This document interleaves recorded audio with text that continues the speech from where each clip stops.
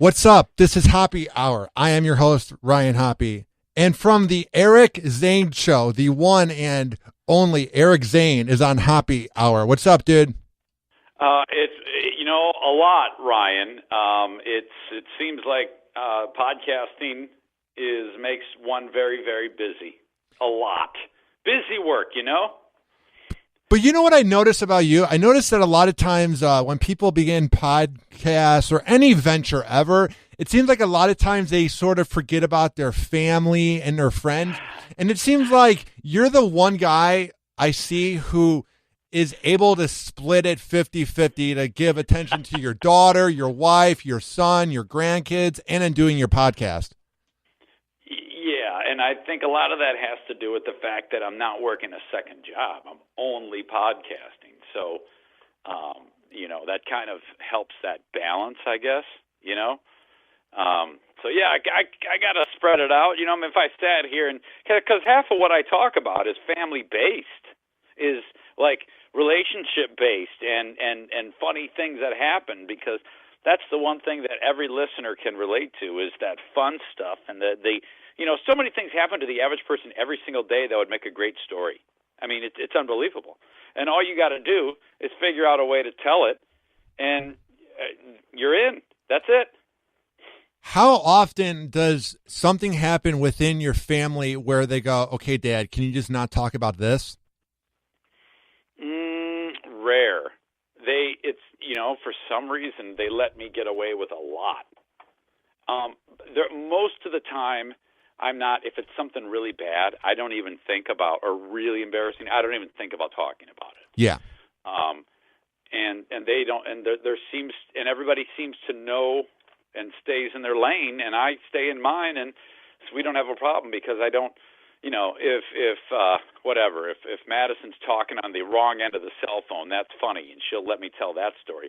But if it's something more personal in nature, I would never even dream of it, Now, I have no worries in the world. I'm single. Basically, I have 2 cats, and I do this show. But when you have things going on, like maybe you're mad at your daughter or you're mad at your wife, how do you, and this goes back to the 2 shows you worked on and now, how do you turn everything off and then just focus on what you're doing?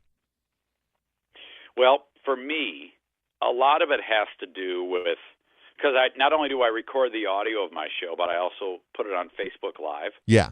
And for some reason, something clicks once you realize that you're going to be scrutinized by these people in the moment. That puts you in that right frame of mind to, like, hey, you're an entertainer. People are interested in the things coming out of your mouth, so don't let them down. It's a great opportunity. So that's basically it.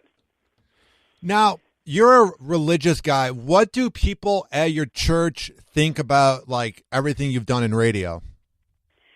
Well, some of it's a little weird, and there have been a couple weird moments, to be honest, where I've been like, oh boy, I've had like people say things to me like, the fact that you're talking about poo-poo caca jokes, but at the same time you're coming here. And my response is, it's not your job to judge me, first of all. And so I just kind of leave it at that, and then let the chips fall as they may. And the thing is, I would assume that the people who are ripping into you or critiquing what you do probably do things that they wouldn't admit to, so you're being more open and honest by putting it on the table. Right, yeah, you got to throw it out there. That's what makes people interesting, man. Anybody, I really believe that if any person just kind of cataloged and inventoried their things and threw in a little bit of embellishment here and there, you can do this. You can be a storyteller. I would love to see the internet browser search of the people that are hating on you. Just overall, anybody who's like overly religious, dude, I've always wondered what they do. Yeah, and the thing is, I used to really fight back. But man, I've really gotten used to the new normal for me. It's just letting it go. Lately when I put my content up, it's a little different now because I offer free content, but I also offer paid content. And when I had people reach out to me and say, I'm not going to follow you anymore because you're doing paid content. And I'm like, well, dude, this is literally how I eat now. So shut up. And, I wanted to engage that guy in like a online war, but I just let it go. It's not worth it. So for people that don't know, how are you making money through podcasting? Well, I'm a lucky one, first of all. When you have the old school radio guy who has been able to spend a lot of time in one town, you kind of have a built-in crowd. And I'm known for wearing my heart on my sleeve and being upfront with people. And for some reason, that's gotten me a very, very passionate audience. They're not the biggest, but I did have the benefit of being on a syndicated show long enough that when push came to shove and radio, I can't work in radio till the summer at least, that when I decided to put it online, people followed me. So the way I did it was a few different ways of making just a little scratch here and there. Not enough, but enough to maybe squeak by without having to take up a second job yet, but that remains to be seen. T-shirts, selling T-shirts. I pitch the show to advertisers who want to buy in on advertising for the podcast, and I've gotten a few, and then on Patreon, which I don't know if everybody is familiar with, but I provide additional video and audio content, and I charge them $5 or $10 a month, and enough people have signed up that I had the revelation that, okay, don't go sell cars on the side because you're going to have to be working this. And if I didn't commit, I'd be screwed because I can barely provide enough content now on my own. I'm like employing my kids and family, cheap free labor to help me with stuff. And it's all consuming, and it's an incredible amount of time. I think T-shirts, Patreon, advertising. I think you do a good job of promoting yourself online. It seems like even when times are tough, you never give up. Well, yeah, that's fear. I'm to be upfront with you. I am scared to death, Ryan, because for a time I had no worries in the world. The radio job was on Freeburn Hot Wings was very lucrative. Ridiculous. All my dreams were coming true. And when it came crashing down, that was bad. But I wasn't sunk yet. The next job, BBL, it just, whatever, radio happened. I didn't get enough people to listen to the show, and that was it. And, without drawing out the nuances of why, it just didn't have enough listeners. So then I'm sitting for 6 months on a non-compete, scared to death. So any little thing that I can do that can keep me in front of people, I'll do it. And I've learned a lot in the month and a half I've been podcasting about how to network people like you. And, don't say no to anything. Say yes to everything and work your ass off. And that's because I'm scared to death of not being able to feed the family, frankly. You know what I thought was bizarre about WBBL was you had a local morning show and then a local afternoon show, but then they would have syndicated shows in the middle of the day. And I get that they're trying to save money and they just want to pay a board op.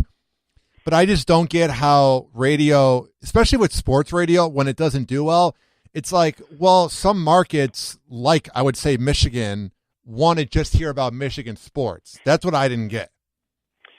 Yeah, oh boy. Yeah, and the thing is, there's no power conference school in Grand Rapids. There's no pro team, NHL, NBA, NFL, Major League Baseball. They're all out of town. So it's a tough thing. And even made tougher because they hired me not to do a sports show. They wanted me for my name. I convinced them to hire me, and they took a shot, and and that was it. And I thank them for that. I've got nothing bad to say about anybody. Just didn't work. Have have you ever thought about like doing a thing on like the local news?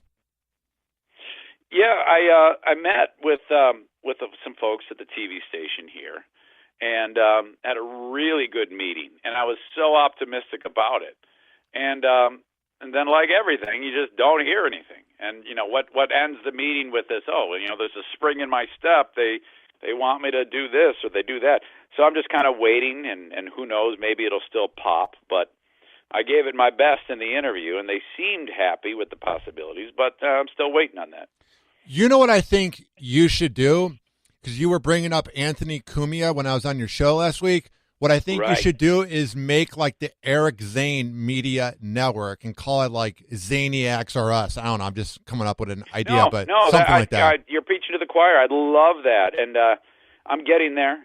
Being that it's kind of a slow process right now. I could see one day being a host or a platform for other shows. That's a great thing to do these days, man. We are so lucky to have the opportunity to podcast. I'm very optimistic about the future in the whole platform. I still love radio. Don't get me wrong. If I had a chance to do it again, I'd do it in a heartbeat. But getting a crash course on how to run this business and this entity is a skill. And I think that so many people as consumers get their content from sources like yours and wherever. Man, that's it. And I think that there's still a place for radio, spoken word. I don't think there's a place for radio and years down the road for music stations unless something dramatic changes. But online content's where it's at, man. I think the only type of music radio that will do well is if it's got like a mix of talk and music, like a morning show, like, I don't know, Elvis Duran or whatever. But I think like the whole thing of like talking for 6 seconds and then playing a song, I think that's going to die real soon. Yeah. If you can somehow find the magic formula of that one personality, either a woman or a man, who can crush it in a short amount of time, and then kind of weave the music in, but the music isn't necessarily the star. Yeah, but that's tough. So how is everything going with the, what is it, the Griffins? Is that the name of the team in Grand Rapids? Oh, man. I'll tell you what, minor league hockey is a terrific thing for the locals. Make no mistake. Nobody outside of this town cares about them except for maybe the NHL fans who follow the prospects. But if you're a hockey fan or a sports fan in general and you have a minor league team in your town, it's good to plug in because some of these guys go on to become like some of the better players in the league. And the fans love it, and anytime you're in front of them, it's another avenue to be seen, be heard, and I'm lucky that they gave me the PA job so many years ago that I was able to parlay that into the if you follow basketball, there's the G League, which is the developmental league. I do them too, and it's a riot. I love it. I love the players. It's these guys are scrapping. They are fighting for their lives, trying to make a buck in their respective sports, and I just love them. Awesome. Did you watch the new league, the AAF, this weekend? Alliance? I saw the highlights, and I've got some thoughts on it. I don't know why these leagues are so consumed with, A, playing in the NFL offseason, and B, worried about TV. Because, week one they'll watch, but they won't watch anymore. And here's what they should do. If there's, how many NFL teams are there? 32? Yeah. They should have 32 minor league teams. Roger Goodell would never do that, though. Roger Goodell is such a dummy that he could never think of that. And it's so simple. It's just modeled after the American Hockey League. You have a team where instead of those practice squad players just sitting there doing nothing, they're getting game speed play, and they play concurrently. And you don't put it on TV because, no one's going to watch. But you can put it online and do it that way if you want. But, you put them in Birmingham and Grand Rapids and small and medium-sized towns. And then when a player needs to come up, you call him up, and he's already ready to go.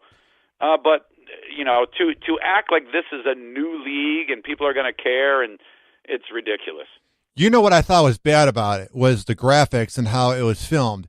Like, I get they don't have the production money of the NFL, But like, even if you watch, like, let's say minor league hockey, it shows one frame and it looks like you're watching a regular game.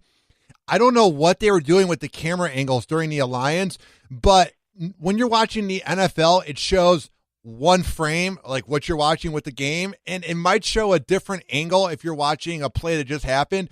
But they were doing this weird thing. I don't know if they were trying to be different than the NFL, where they were like showing above and then to the side, and it was like, just show the game. That's what was really bothering me. It was really hard for me to focus because it was just different angles. I didn't like it. Right. It's almost like you think that they would say, all right, every game we want all illegal hits. I mean, if they really wanted to jazz it up, you guys must do cocaine before every game. Steroids are legal. If you break a leg, you get $1,000 bonus. All those sort of things that the NFL doesn't like.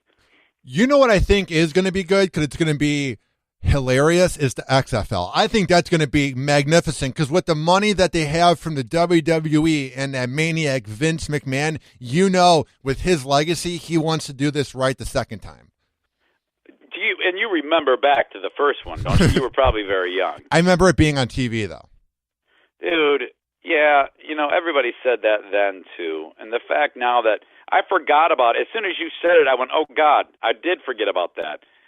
So, I don't know. I think that will do well. We've got 3 football leagues. Come on.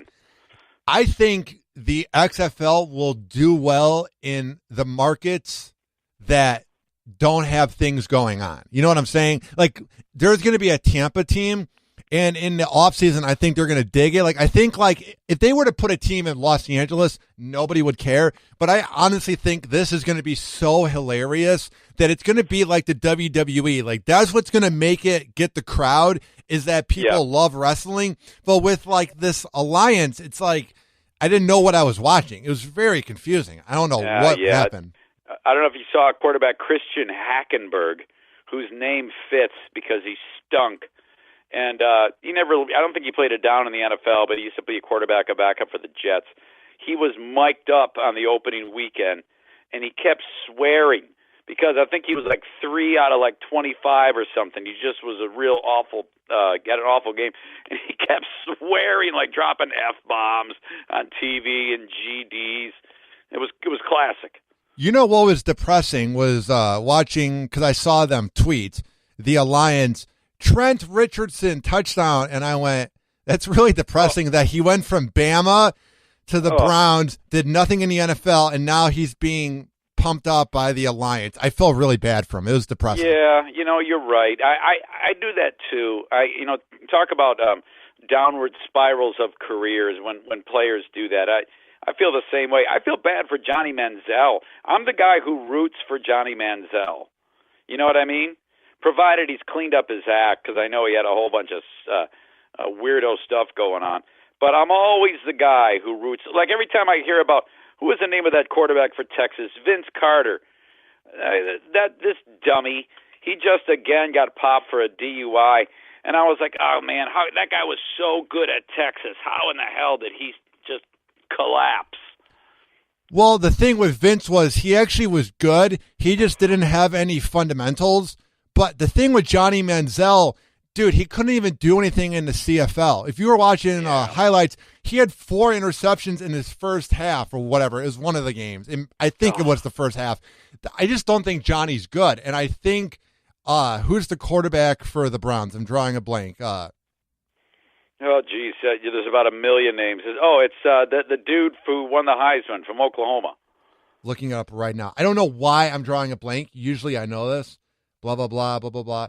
Baker Mayfield. I was going to say Bryce. I don't know why. Baker Mayfield is if Johnny Manziel was good. Right. Yeah. And the thing is, though, I often marvel at these players who are good college football players and then don't do squat in the NFL, and they see it coming. Like, people still draft him, like Tim Tebow or Johnny Manziel. And then half the people say he's going to be a bust. He's going to be a bust. Sure enough, he's a bust.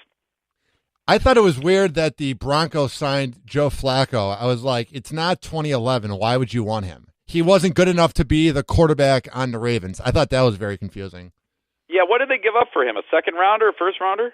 I'm not sure. I was just listening to Jim Rome, and he was ranting about it, and I was thinking about it. I was like, Joe Flacco wasn't put in a game where Lamar Jackson looked like an amateur. So I don't know. Yeah. The Broncos, ever since they had Peyton Manning, I don't think they know what they're doing. You know, I will never forget that last Super Bowl that the Broncos won. Peyton Manning, all they had to do was count on him for like one drive to get him 7 points, maybe 10. And then they would win the game for him. They said, all you got to do is play 8 minutes of football and you can retire. And he did it.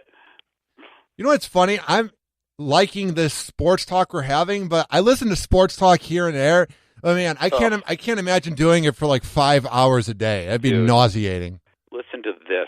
I was driving around. What I like to do on Twitter, just to stay in front of people, I put the Periscope on in my car, and then I air check. I listen to radio shows and critique it, just for fun. And sure enough, today the sports talk station was on. And these dudes, I know them well. They're very nice. Two of the nicest guys in the world. But I'm like, Jesus. I actually said this. I go, I wish these guys did not do sports talk so they could be interesting. I said, it's not them. It's the subject matter. They were talking 2 weeks removed from the Super Bowl whether or not the Detroit Lions should draft a tight end. Now, I'm a Lions fan, and I don't care. Holy crap. And they're going on and on and on. And I'm like, you guys, what is where is the disconnect that makes you think that this is interesting? And sure enough, there's people calling, though, and saying, yeah, I think they should take a tight end and make them into, they should draft 2 tight ends, and one of them, it's just going on, and I'm like, I want to drive my car into a telephone pole. Dude, the Lions were 6-10 this year. I think it's pretty obvious they need a tight end. I think they need whatever Matt can pass to. That literally Matt's whole NFL years have been put to waste by the Lions. Yes, and that's unfortunate. I've seen so many careers cut short by the Lions. Barry Sanders, Calvin Johnson, Matt Stafford's 30-something now. Oh, boy, here we go, another one. Yeah, I mean, I'm a Bears fan, so I'm kind of pumped about what they're doing, but I think the Packers will be back at it next year, so I'm very nervous. Well, I mean, how much can Aaron Rodgers, he's not getting younger.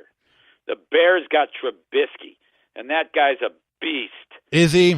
Is he a beast, or is he okay, and Chicago just wants to believe it? Dude, I don't know. I thought he was pretty good, wasn't he? He was good, but I just don't. He does this clunky thing where he'll either have a good game or he won't. And it's like that playoff game against the Eagles, they can say what they want about that dummy Cody Parkey missing his 11th field goal of the year. But the other issue was they had 3 points in the first half. Like, I want to see Mitchell be basically what Tom Brady is. I know he's not going to be Tom Brady, but just put up points. Oh, yeah, no pressure, Hoppe. I want Mitch, second-year quarterback, to be Tom Brady. Good one. You know what I'm saying, though? Just put up 3 points. Even Rivers against the Ravens. But, the other team is playing. The other team is trying to stop them. The Eagles are no slouch. So, whatever. Hell, the reason why I think he's a beast is because, again, I root for the Lions. So, hell, I'm shooting for 7 wins a year. I'm happy with that. Is that the team you grew up on, Lions? Oh, yeah, man. I remember the first day I watched this team. You can look this up. It was 1980. They opened up on the road at the old L.A. Rams. Yeah. And I had never watched a game. It just happened to be on. I didn't know it was on. And I'd never even known of them. I was just 10 years old. And they had a rookie running back, a guy by the name of Billy Sims out of Oklahoma. 2 years prior, he had won the Heisman. Well, I see them hand the ball off to him. Gary Danielson, the announcer, now hands it off to Billy Sims, and he goes crazy, running all up and down the field. And I was hooked. They won the game. It was the first game after the Rams had been to the Super Bowl the previous year against the Steelers, which they lost. So the Rams were a heavy favored team. Well, the Lions kicked the holy hell out of them, and I've never stopped watching them since then. So that was 1980. It's 2019 now, and I've seen them win one playoff game in that time. Are you from Michigan? Yes. That's cool. I'm from Chicago, so it's basically kind of the same thing. Yeah, I mean, at least you had that juggernaut Bears team. You've been to a couple of Super Bowls in your time. Well, of course, the Bears team, that was probably when you were like one, maybe two, or nothing. I don't know. What year were you born? I was my dad's jizz at that time. I wasn't. Oh, well, then you don't know. That was a great, crazy time, too. Jeez. No, I was born in 93, so I... Oh, boy.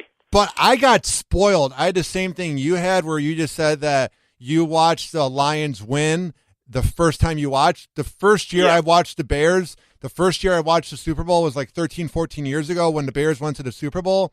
So I thought every year was going to be, the Bears are going to be great. And then, because that whole year they went like 11-5 or whatever, and then they lost to Peyton Manning in the Super Bowl, and then ever since then, I'm like, that's what it's like to be a fan of a team that's not the Patriots. Yeah, that's a heartbreaker. I'll tell you, man. If the Lions win the Super Bowl ever, this state is going to go crazy, and you might as well just. I mean, they're going to riot in Detroit because the fans are so starved about this. So, I mean, amazing. What about when the Tigers didn't win like 6 years ago? Well, that was bad. That was really bad.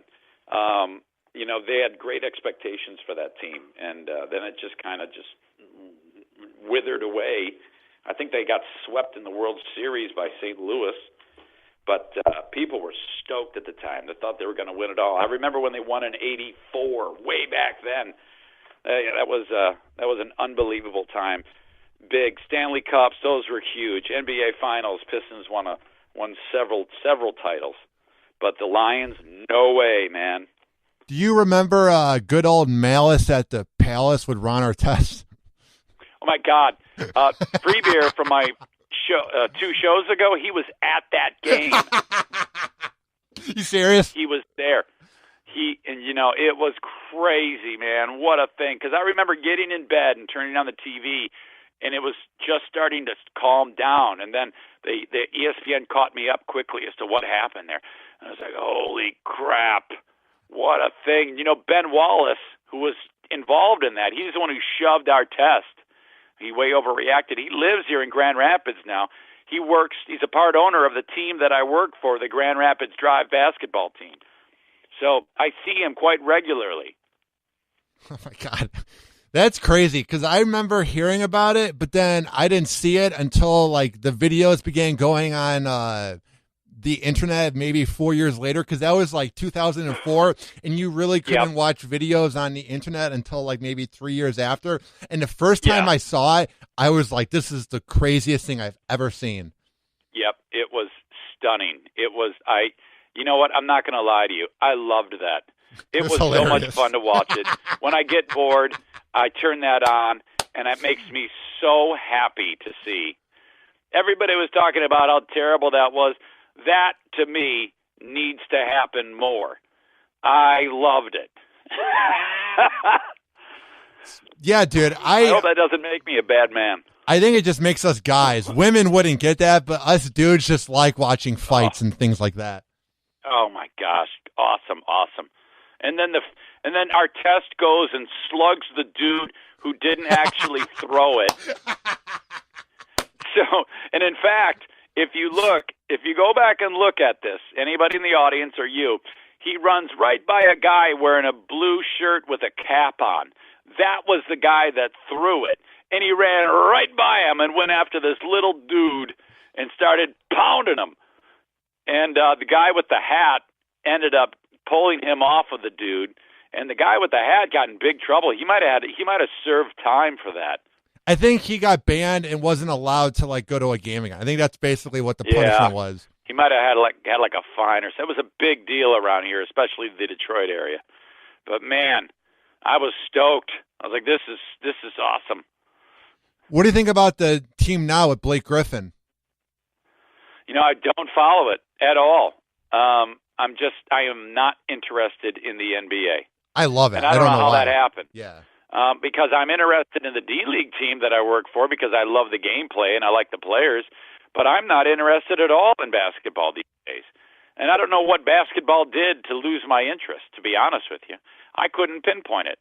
But I don't give a rat's ass about anything. But the only thing that interests me is when I see LeBron James in a different jersey. It looks weird to me. Like I'm still not used to him wearing a Lakers jersey. I think he's kind of a punk, too, because I don't like how he always leaves teams. And I don't like when players do that anyway. They don't stick with their teams anymore. It's always, and they're all best friends, you know? It's like back when I was into the NBA, it was the Pistons and the hate the Celtics, Pistons hate the Lakers, Pistons hate the Bulls, and they didn't hang out together. They hated each other. Nowadays, they're all buddies, and I can't stand that. So obviously it's not going to be NBA basketball, but what are some topics and things you talk about on your show? Well, you know, I there's always some type of dynamic that I balance between pop culture news, stuff like that, maybe the Grammys, or like today, you know, what I was telling earlier, there's always something during the day that I can share and weave into an interesting story. So I'll do something like that, but that's not going to get you any more than a few minutes. It's like doing stand-up every night. So you got to dig deep, you know, go see what people have talked about, go see what's interesting in the world, and then process the story, and then plant your flag into whatever side it is you're on, and sometimes you have audio to play along with it. I like to do that one on my podcast. I don't hear that enough in podcasts. I like to actually get sound bites. That's what I do. Them. Yeah. Good. Excuse me. Too often I hear podcasts, and they're just reading quotes that I know there is audio available from what they're reading. And I'm like, what? You should have spent 15 minutes and got the guy saying it. Maybe the quote from the news story about the guy who lit his fart on fire and the house burned down. You know, stuff like that. Because it's podcasting's tough if you're single. If you're just one guy doing a podcast, it's not easy to just sit there and ramble on for 45 minutes. Sometimes you get sick of your own voice. You wonder if anybody's even hearing it, you know? So if you have something to break it up and something to bounce off of, even if it is a recorded voice, it helps. That's what really I do. Does. Dude, that's all I do. I play clips from like TMZ or ETV, and I talk about dumb news like Kendall, Kendall Jenner was saying that she cries at night because she has one pimple on her face, and it was an actual news report. And I paused it, played 20 seconds of it, commented on it, and I got 6 minutes of funny content, and people said it was funny. I think too many podcasts like hearing their voice, and then they wonder why nobody listens. It's because we don't need to hear you for an hour.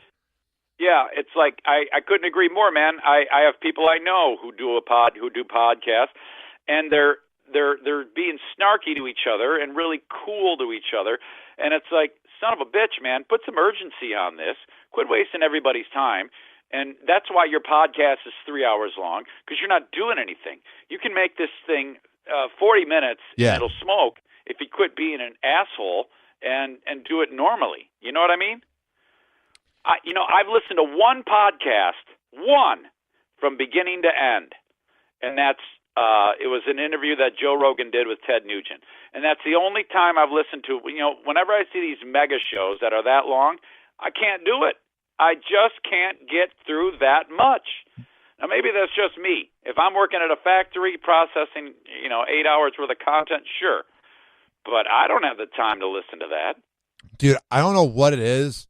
I cannot get into Joe Rogan. I don't know if it's because I'm a little bit jealous of him or something. I don't think it's that, because he's worked hard to get where he's at. There is something about that show.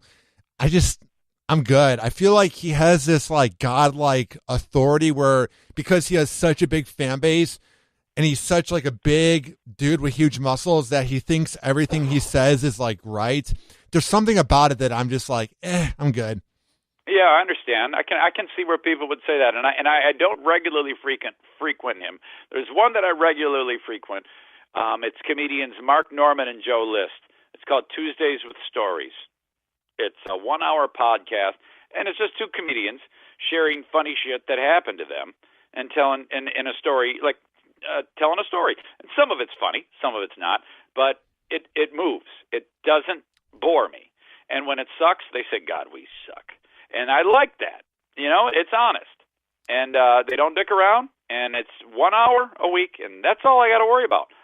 That's to me been the one that's has been able to hang on to my attention the longest. And now, why should people put your show on their listening list? Well, if they don't know me, I think if it's the type of person who says, yeah, I'm looking for something new, then I think it's fair to try anyone. If you're into similar style as what you've heard with me talking to you, then, if you like that type of sensibility, movement of a show, that's the same way I build my show. There's always something that's funny, at least in one podcast that happened to me, or something of me that I can tell a story about, relationships, how I get in trouble all the damn time, and then there's just talking about my own take on the world and the news. It's a current events show. It's one half personal stories, one half current events. Now, where can people find your show? Thank you, man. EricZaneShow.com. I put it all there. There's a link that says free podcast. That's all I like people to do, because then they can get it and then they can listen to their heart's content. I'm approaching 30 episodes. I haven't missed one. I'm on 5 days a week. I got fired on a Friday. I published a podcast on Sunday night. So it's all at EricZaneShow.com, right where it says free podcast. Well, dude, keep up the good work. It's been a lot of fun having you on the show, and whenever you need me on your show, hit me up. Oh, you know it, man. You're great. I love talking to you. That's why I brought you in so early, Ryan. I really enjoy talking to you, too.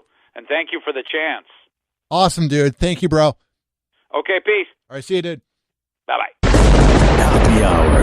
Happy Hour.